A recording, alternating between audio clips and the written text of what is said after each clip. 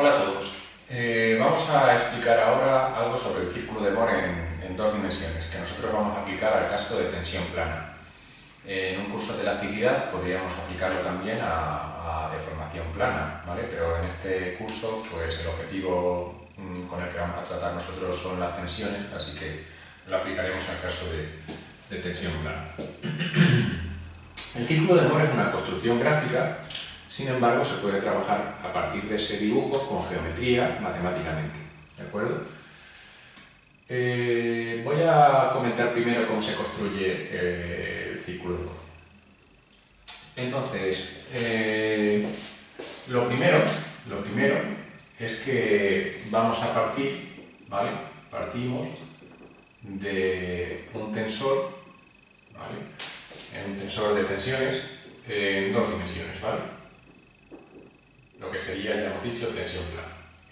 Entonces, ese tensor, si nosotros trabajamos en cartesianas, por ejemplo, lo escribiríamos como sigma x, tau xy, tau ix y sigma y, ¿vale? Las coordenadas cartesianas. ¿Vale? Ese tensor, si nosotros analizamos un elemento diferencial, ¿vale? Pues lo que viene a significar, ponemos unos ejes y x, lo que viene a significar es que tenemos estas tensiones, estas componentes, una sigma x, una tau xy, una tau ix y una sigma y, ¿vale? Entonces, estas tensiones, estas componentes del tensor, las he pintado yo todas positivas, ¿de acuerdo? Positivas eran tracción, ¿vale? Para las tensiones normales, y positivas eran siguiendo la dirección del eje. Esta sigue la dirección del eje x, es positiva, siguiendo la dirección del eje y, esa sería positiva, ¿vale? Ese era el criterio de las caras positivas.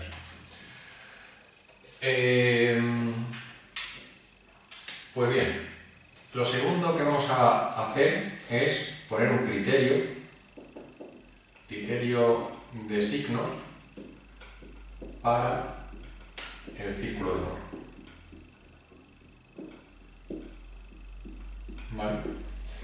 Esto es importante porque los signos no van a ser los mismos que los que se consideraban positivos aquí, ¿vale? Para tensiones normales, ¿vale? Tensiones normales, el signo positivo es tracción y signo negativo, compresión. Con lo cual, esto, si os dais cuenta, no cambia nada con respecto a aquí. Estas de aquí eran tracciones y también eran positivas, ¿vale? Sin embargo, para taus, ¿vale? Para las tensiones tangenciales, hay un criterio de signos específico. Y el criterio de signos va a ser el siguiente. Si yo me pongo en un punto P, ¿vale? Que es interior al plano que yo estoy mirando, por ejemplo, si estuviera mirando este plano, pues el punto P interior sería un punto cualquiera por ahí, y un punto exterior sería para allá. Bueno, pues si yo me pongo en un punto P interior al plano, consideraremos una tau positiva a la que hace este sentido de giro que estáis viendo aquí, ¿vale? Ese sentido de giro, en principio, es un poco raro porque es horario. Normalmente estamos acostumbrados a llamarle a lo antihorario positivo, pero bueno, pues en este caso es horario. Fijaros entonces, si yo me preguntara cuál es el signo de esta tau, por ejemplo, me daría cuenta que si me pongo en un punto interior hace un intento de giro, ¿vale? Provoca un momento, por decirlo así, que sería antihorario, con lo cual este sería negativo, ¿vale?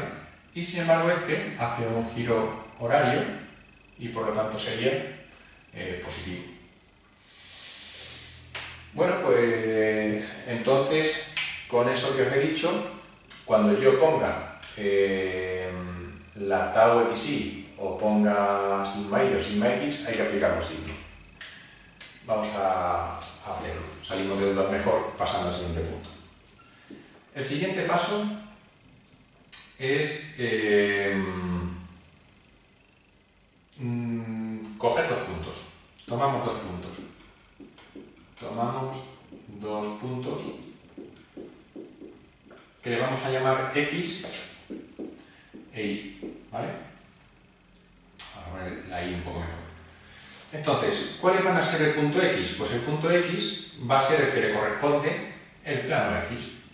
Entonces, ¿qué tensiones tiene el plano cuyo vector normal es el eje X? O sea, ¿qué tensiones hay en este plano? Pues hay una sigma X que hemos considerado nosotros como positiva, ¿vale? Pero también hay una tau xy que, según este criterio de signos anterior, ¿vale?, va a meter un menos, ¿vale? Porque ahora estoy tomando los signos de mol, ¿vale? Este menos aquí viene por culpa de lo que os hablaba antes, del criterio de signos para el círculo de mol.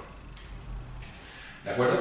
Entonces, mi punto X es sigma X menos tau xy. Y mi punto Y sería lo correspondiente a este plano, ¿vale? Pues sería sigma y tau xy. Realmente sería tau y x, ¿vale? Pero bueno, como sabemos que es simétrico el tensor, da igual. Entonces, fijaros, estos dos puntos van a pertenecer a un plano de sigma tau. Pues podemos ponerlo. Tomamos dos puntos del plano sigma tau, ¿vale? Porque yo a partir de ahora voy a dibujar en un plano que es sigma y tau, ¿de acuerdo? ¿Qué dos puntos van a ser los que tomo? Pues un punto X representativo de este plano y un punto Y representativo de este otro plano, ¿de acuerdo? Entonces lo podemos poner. Esto representa el plano cuyo vector normal es el eje X, y este representa el plano cuyo vector normal es el eje Y, ¿vale? Bueno, pues vamos a hacer un pequeño resumen de los tres puntos que llevamos. Partimos de un tensor en 2D, esto es dato, ¿vale? Conocemos las tensiones. Esto, si os acordáis, un tensor simplemente era, bueno, concretamente en 2D, pues corresponde a las tensiones conocidas en dos planos perpendiculares, ¿vale?, correspondientes a nuestros ejes. Definimos un criterio de signos para el círculo de Mohr. Ese criterio de signos, lo que son las tensiones normales, no cambia. Las tracciones y las compresiones siguen el mismo criterio, tracción positiva, compresión negativa. Sin embargo, las tau sí. La tau para un tensor positiva es la que sigue en la cara vista, o sea, estas son caras vistas y estas son caras ocultas. En las caras vistas son las que siguen la dirección del eje, o sea, esta sigue esta dirección y esta tau y x sigue esa dirección, ¿vale? Esas son positivas. Pues bien, para Mohr no. Para Mohr, si aquí pone por poner un ejemplo, vamos a poner un ejemplo que se termina antes. Supongamos que tenemos el tensor 5, 7, 2, 2, ¿vale? Bueno, pues entonces los dos puntos que yo tengo que buscar son un punto X que será igual a 5 menos 2 y un punto Y que será igual a 7, 2, ¿vale? Eso es lo que quiero decir. Bien, llegados a este punto, vamos a dibujar el círculo, ¿vale? Voy a borrar. Voy a borrar, por ejemplo, por arriba.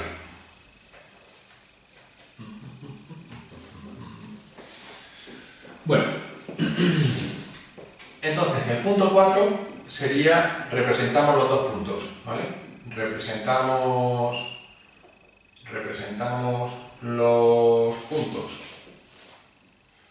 X, Y en un plano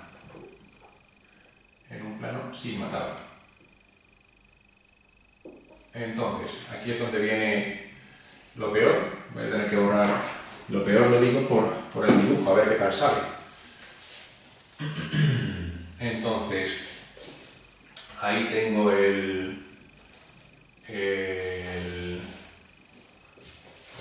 los ejes, más o menos. Aquí voy a poner sigma, aquí voy a poner tau Y bueno, pues supongamos que los dos puntos que tenemos nosotros, como si fueran, por ejemplo, estos que hemos visto, pues vamos a suponer que son parecidos y tendremos 1, 5 menos 2, que aproximadamente vendrá como por aquí, 5 y puedo poner menos 2 aquí. Este punto podría ser representativo del eje X, ¿vale? Y luego pues tenemos uno representativo del eje Y, que va a estar aquí, por ejemplo. Fijaros que esta distancia tiene que ser exactamente igual a esta, pero una es positiva y otra es negativa, ¿vale? Pero tienen que ser iguales. Fijaros, menos 2, 2, pero ambas tienen como valor 2. ¿De acuerdo? Bueno, pues el punto 4 ya lo tenemos. Representamos los puntos X e Y, ¿vale? Que yo me los he puesto parecidos a estos, ¿vale? Los representamos en un plano. Bien. Sigo borrando.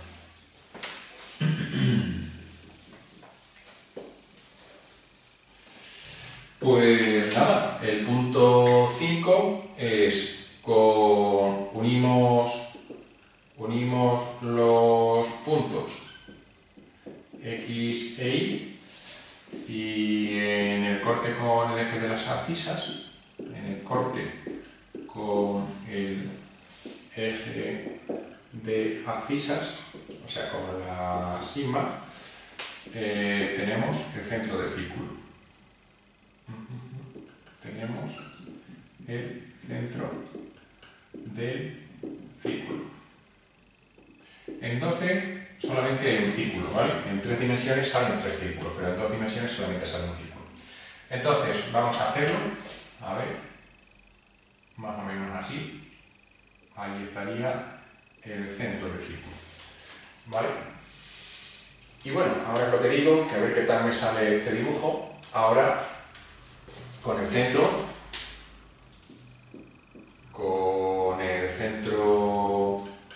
C,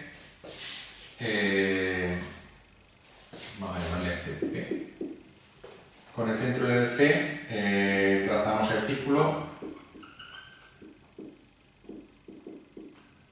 que pasa por X e Y, ¿vale? Y ya está. Es un círculo que está definido por su centro y un punto. Realmente el otro no sería necesario, pero bueno, pues tenemos dos puntos. Entonces el círculo tiene que hacer una cosa, voy a intentar dibujarlo, a ver qué tal me sale. Una cosa así.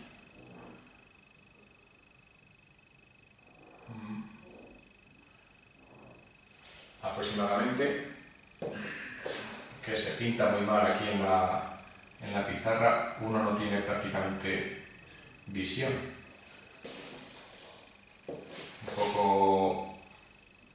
Un poco melón ha salido del círculo. Vamos, es habitual, a mí me suele salir siempre un poco melón.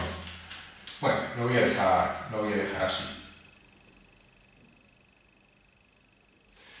Entonces nada, ese que tenéis ahí, ese es el círculo de Mohr del estado tensional, ¿vale? Entonces, digamos, hasta aquí sería la construcción gráfica del círculo. Vamos a ver algunas cosas interesantes del círculo. Por ejemplo, la coordenada del centro, ¿vale? El centro, si os acordáis de matemáticas, el centro va a ser como el punto medio entre X e Y.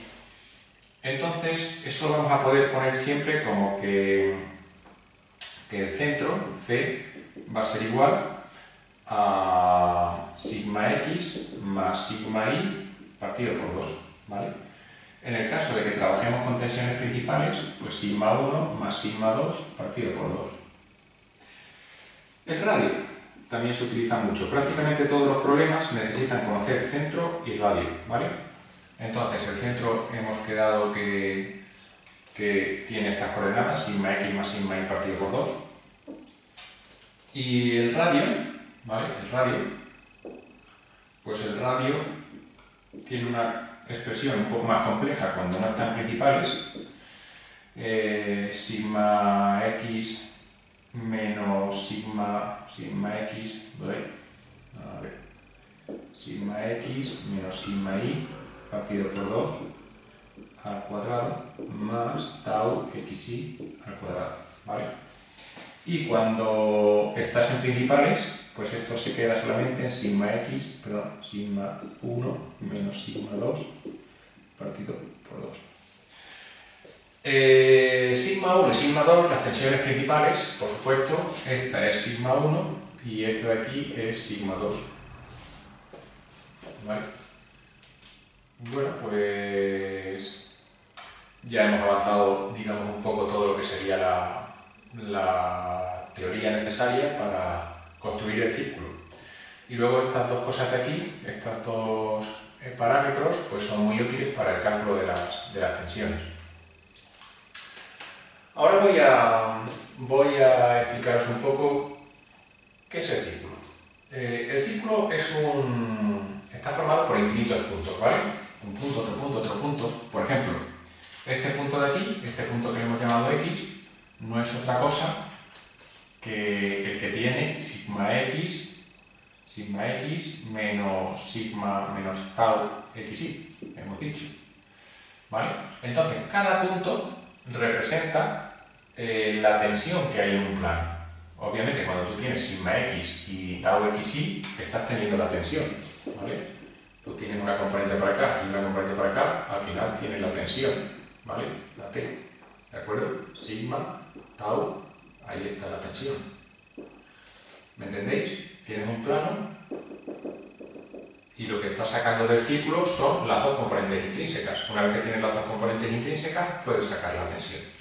Entonces, lo que tienes en el círculo de Mohr son las tensiones correspondientes a los infinitos puntos de un estado tensional de un sólido.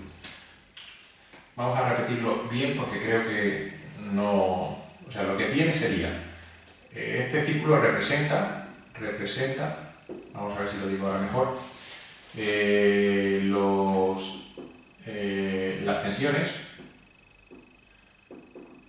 Las tensiones de los infinitos planos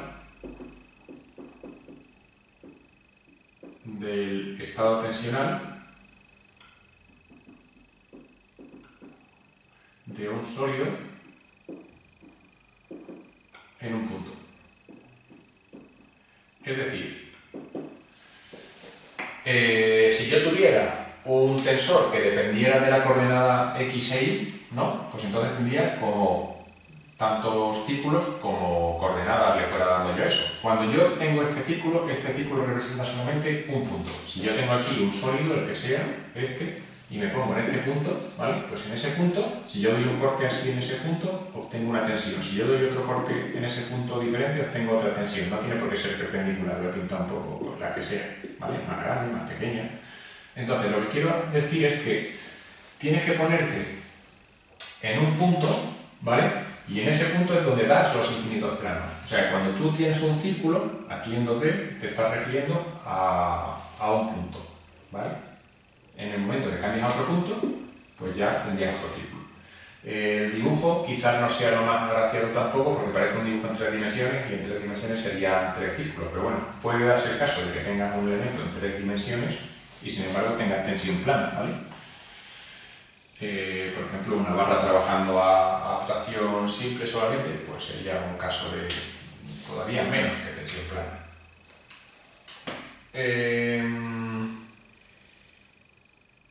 Vamos a ver. Vale, pues entonces una vez definido esto, vamos a ver cómo se puede trabajar un poco con el círculo de Mohr. ¿Habéis visto dónde están las tensiones principales? ¿Dónde están las tensiones principales? Pues en el punto más extremo del eje de abscisas y en el menos, ¿no? En el máximo y en el mínimo, entendiendo el máximo y mínimo por signo. Otros puntos característicos del centro del círculo de Mohr son estos que están aquí. Este que está aquí y este que está aquí, ¿vale?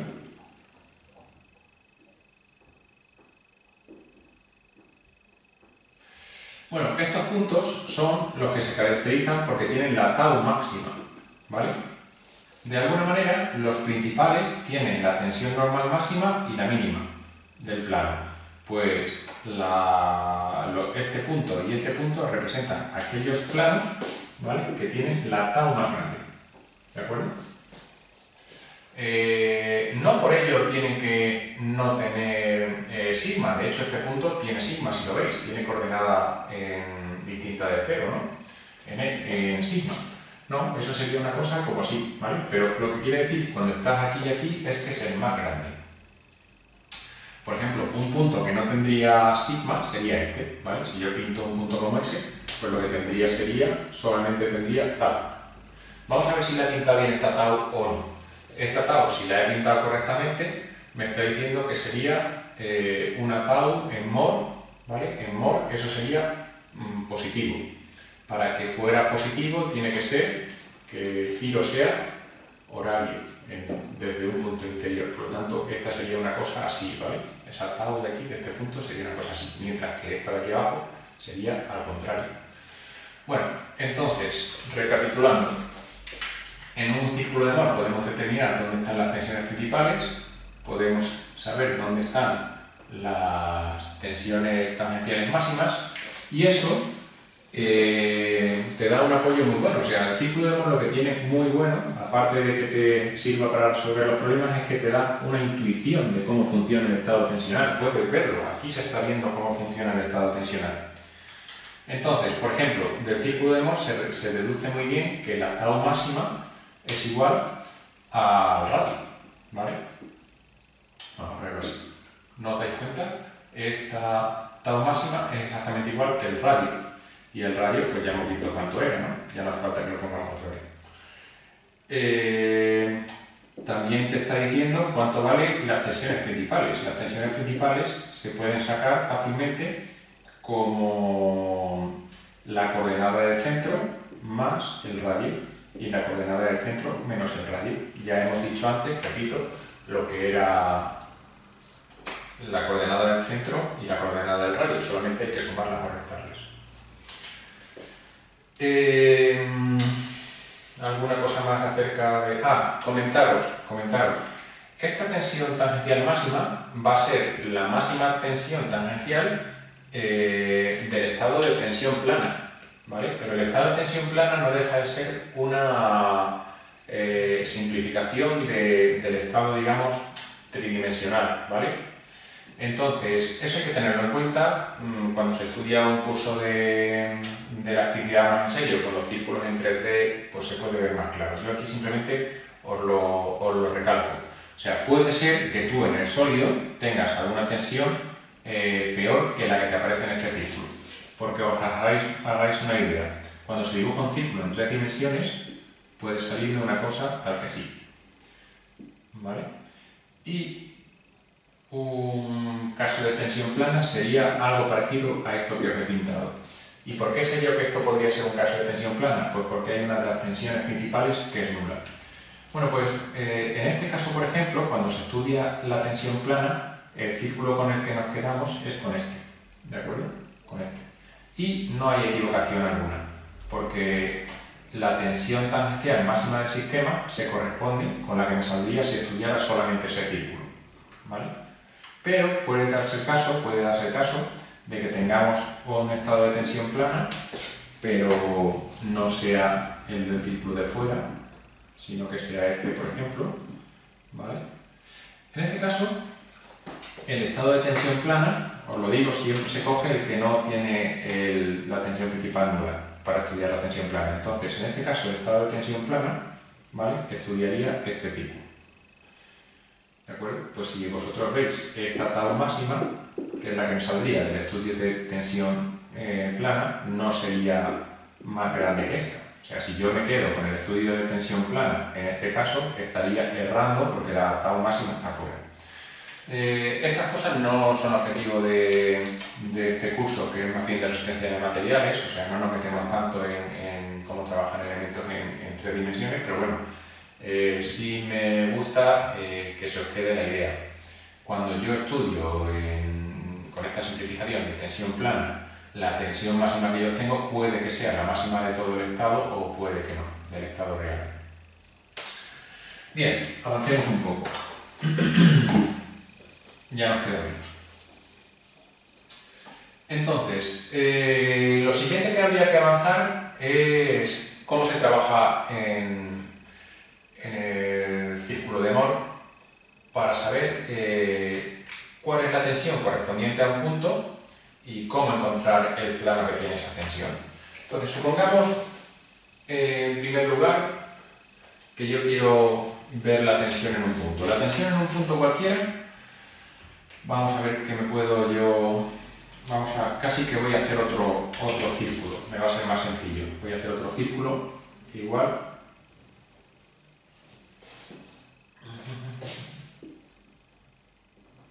Bueno, vamos a ver qué tal.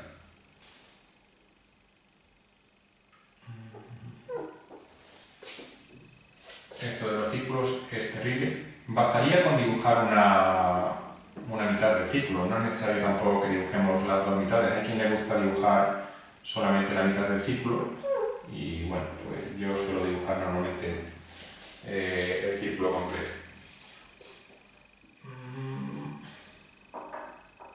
A ver, ahora parecía un limón.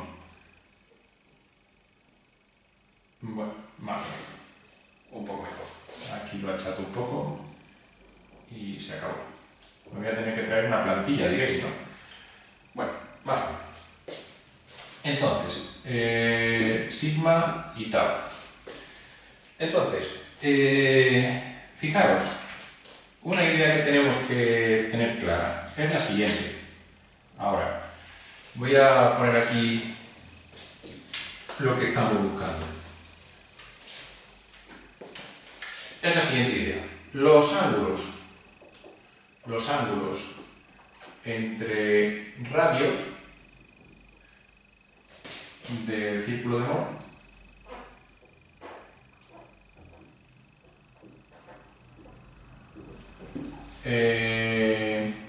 son el doble de los reales. Vamos a explicar eso. Porque dicho así no se entiende quizá muy bien. Pongamos el centro de nuestro círculo.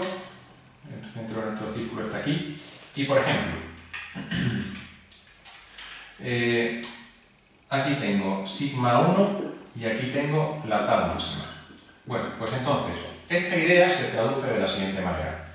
Yo lanzo aquí un radio y lanzo aquí el otro radio. Tengo dos radios que unen dos puntos, ¿vale?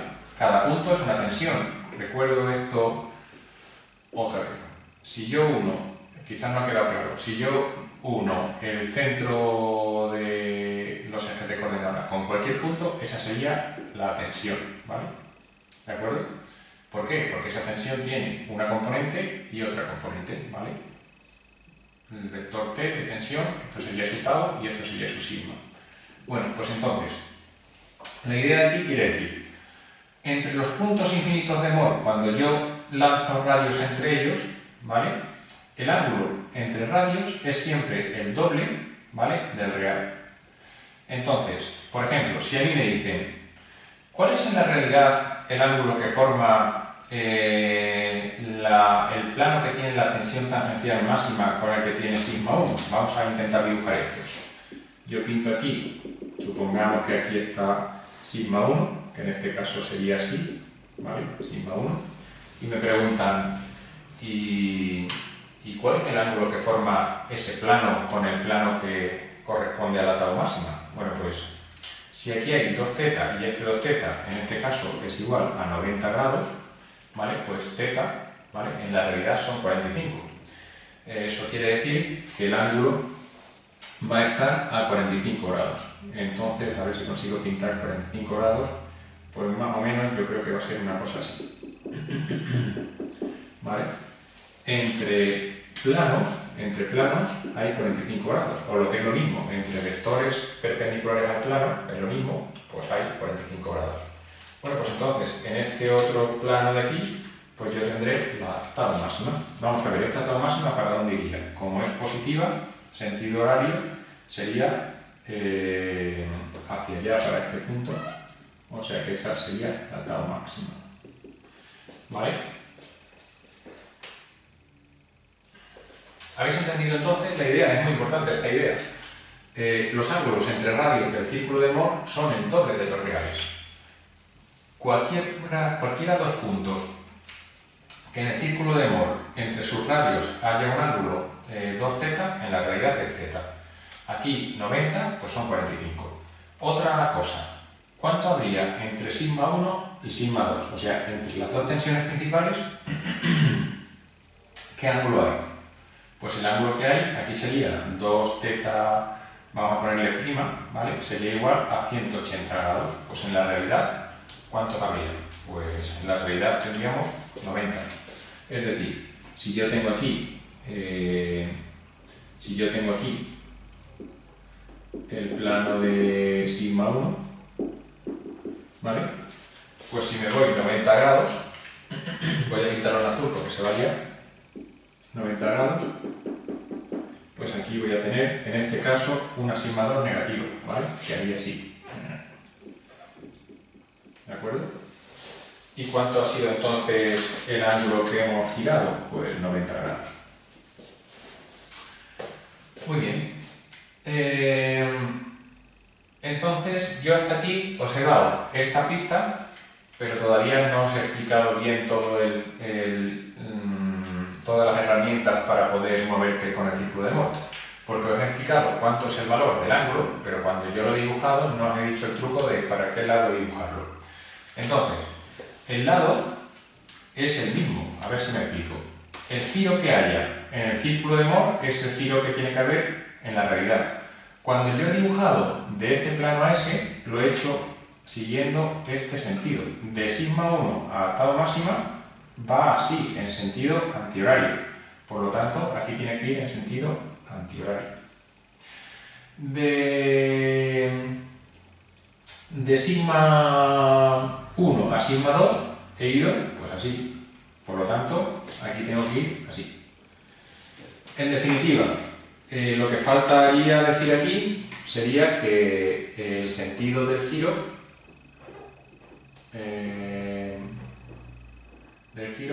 es igual en Moore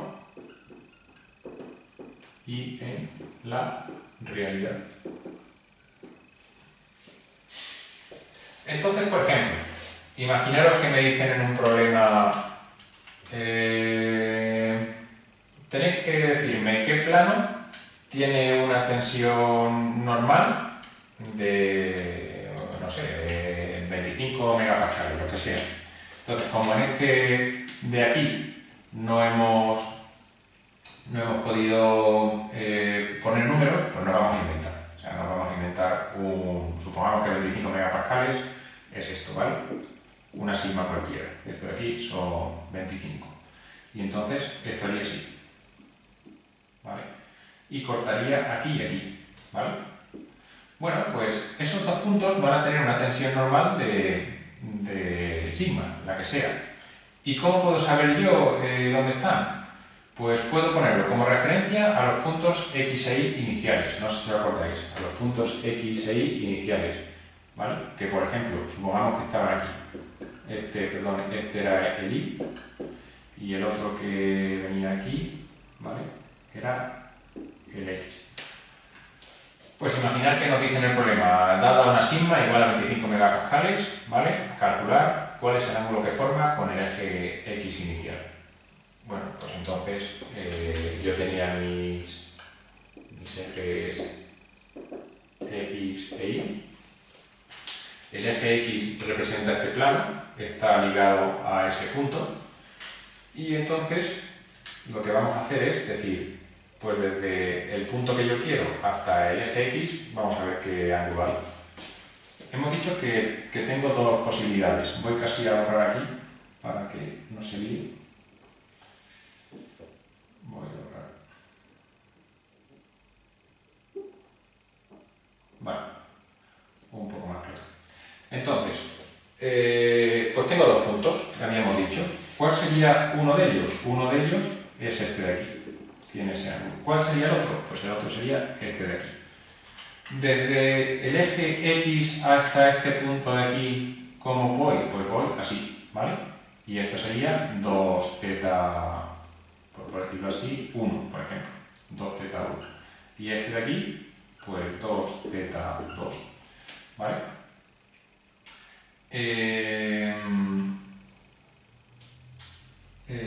¿Cómo iría ahora para hallar este punto, por ejemplo? Pues ese punto, el plano, a ver que no me líe, el plano del eje X se corresponde con este, ¿vale? Y ahora, por ejemplo, para ir aquí tendría que girar la mitad, ¿vale? Tendría que girar la mitad de esto, a ver cómo lo pinto, la mitad sería un angulito, la mitad y así, pues sería un angulito que si lo pintara tiene que ser algo como así, ese sería uno, ¿vale? Lo pinto aquí en medio, ¿vale? Realmente podría ser, realmente todos los puntos es como si estuvieran en el centro, o sea, son planos pero muy pegados, ¿vale? Un plano como este, ¿vale? Un plano como este sería como este, representativo de este punto, ¿vale? ¿Cuál sería el representativo de este otro? Pues ahora iría con la mitad de ese ángulo, que no sabemos cuál es, y giraría para el otro lado. Para el otro lado lo voy a pintar con negro, por ejemplo. Más o menos, fijaros, esto no sé lo que puede ser, pues la mitad. Aproximadamente tendría que girar esto como así, ¿vale? Aproximadamente vamos a poner una cosa así, ¿vale? Pues ese podría ser el 2, ¿vale? ¿De acuerdo? Entonces, resumiendo, ¿qué saco de Moore? De Moore saco, puedo plantearme los siguientes problemas. A partir de unos ejes de referencia, hallar cualquier tensión, ¿vale? Y puedo decirle a qué plano pertenece. Por ejemplo, a partir de los ejes de referencia estos, hemos sabido cuáles eran los planos, que son dos, cuya tensión normal era 25. O podemos saber cuánto vale la tensión tangencial máxima, o podemos saber cuánto valen las tensiones principales, ¿de acuerdo? Suele ser muy normal que me pidan cuánto valen las tensiones principales, eso lo hemos visto que es una fórmula. Se hace mejor analíticamente sin tener que pintar nada, una vez que ya sabes de dónde sale la fórmula. ¿Alguna cosa más que os pueda comentar? Quizás aclararlo con otro ejemplo, ¿vale? Quizás aclararlo con otro ejemplo. Porque hemos hecho uno, vamos a hacer otro. Vamos a hacer ahora con este mismo círculo de aquí, ¿vale? Pues vamos a poner otro ejemplo.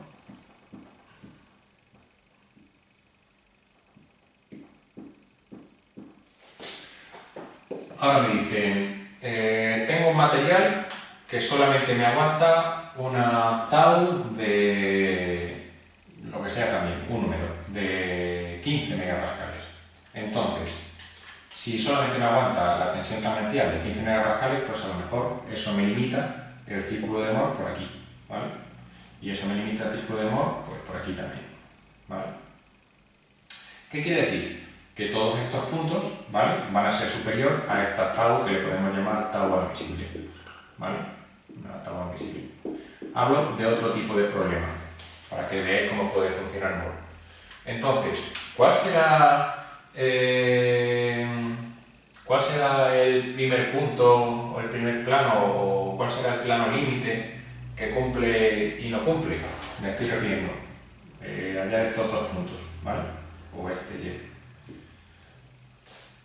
¿De acuerdo? Me podían preguntar, dado el estado tensional este y la tensión admisible del material, esto sería igual, ¿vale? Positivo y negativo.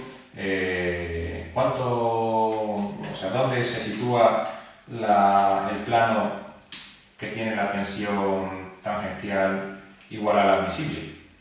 Vale, pues cogeríamos, ese sería, por ejemplo, un punto de ellos, ¿vale?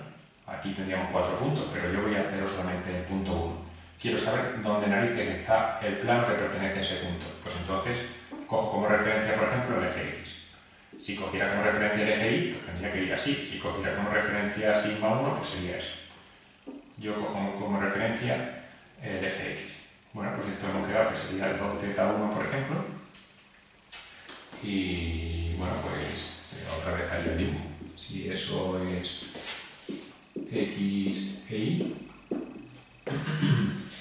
pues imaginamos que eso se mueve, 2θ1, un ángulo así, pues aproximadamente sería una cosa como así. ¿Vale? Lo que he hecho es, si esto es 2θ1, aquí mover θ1. ¿Y por qué? Porque lo que he hecho es girar el eje X. El eje X implica girar el plano, o giro el eje o giro el plano. Esto lo he movido, lo he girado, ¿vale? Lo he girado θ1. Bueno, pues más o menos hemos visto, vamos a repasar, hemos visto cómo se dibuja el círculo de Mohr a partir de dos puntos que salen del tensor. Hemos visto una vez que hemos dibujado el círculo de Mohr cómo se puede hallar el centro. Acordaros, en tensiones principales sigma 1 más sigma 2 partido por 2. Vimos cómo se puede hallar el radio, sigma 1 menos sigma 2 partido por 2, que es igual que la tensión tangencial máxima. Esto de aquí es lo mismo que esto. Y bueno, y finalmente vimos dos propiedades del círculo de Mohr que sirven para poder situar planos correspondientes a una tensión en el círculo. Yo tengo aquí varias tensiones infinitas y si tomo una, a partir de estas dos cosas, de estas dos propiedades, puedo situar en mis ejes X e Y cuál es el plano correspondiente. Vimos que sigma 1 con tau máxima forma en la realidad 45 y en el círculo de Mohr 90, igual que sigma 2 y tau máxima, y vimos que siempre las tensiones principales entre sí forman 180 grados en Mohr, 90 en la realidad.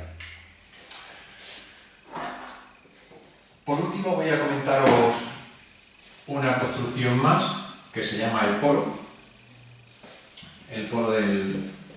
del círculo de Mohr. Y bueno, hay quien le gusta mucho utilizar el polo, otra gente pues no, es como muy visual el polo. Entonces ahí tenemos un círculo, aquí tenemos otra vez los ejes, el tau y sigma. Entonces lo que voy a hablaros es del polo, ¿vale? El polo es un punto maravilloso dentro del círculo que vamos a poner los ejes otra vez aquí para que lo veáis.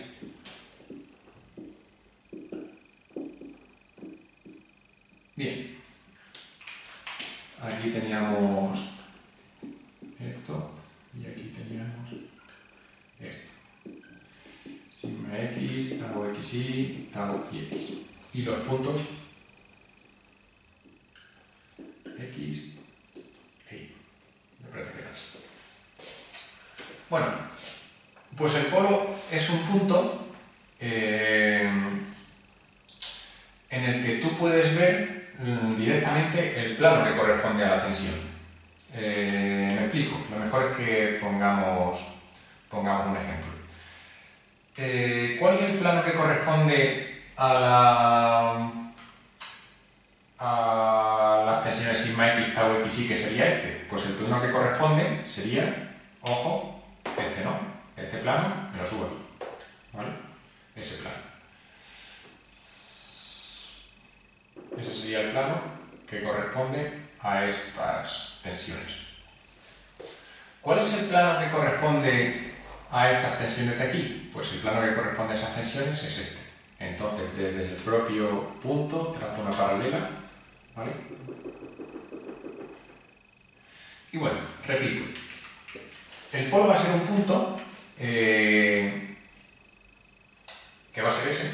Vamos a llamarlo el T-polo. Tal que si yo trazo una paralela a un punto del círculo de Mohr, pues lo que me va a aparecer es el plano correspondiente. Por ejemplo, si yo quiero saber cuál es el plano que le corresponde a las tensiones principales, pues entonces, digamos, haré así, uniré el polo con la tensión principal y ese sería mi plano correspondiente a la tensión principal. Este sería el plano correspondiente a la otra tensión principal. ¿Cómo he sacado el polo? El polo lo he sacado a partir de dos planos que yo conozco, ¿vale? He sacado el polo a partir de lo que conozco del plano X y de lo que conozco del plano Y. Pero luego me vale para todo. Quiero saber el plano correspondiente a sigma 1, este. Quiero saber el plano correspondiente a sigma 2, este. ¿Por qué? Porque pasan por sigma 1 y por sigma 2. Quiero saber el plano correspondiente a la tau máxima, ¿vale? ¿Me entendéis? Una vez que ya tienes el polo, ¿vale? Pues es muy fácil visualizar los planos correspondientes a cada tensión. Para eso, lo único que hay que unir es, vamos a ponerlo aquí, uniendo el punto en el círculo de Mohr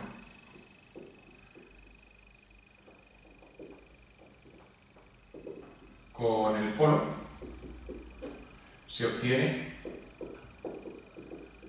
el plano en la realidad. O sea, aquí no hay que hacer nada de 2 veces teta ni nada, sino que directamente cuando tú unes el polo con el punto en cuestión ya tienes el plano en la realidad. Bueno, pues esta construcción del polo también a veces es útil, hay gente que le gusta porque se visualiza muy rápido, no tienes que andar con lo de 2D y eso, pero es más bien gráfico, ¿vale? No tienes que andar multiplicando ángulos ni nada, pero esto sin embargo es más gráfico y lo otro es trigonometría. Muy bien, pues hasta aquí con este vídeo, espero que le saquéis provecho. Un saludo.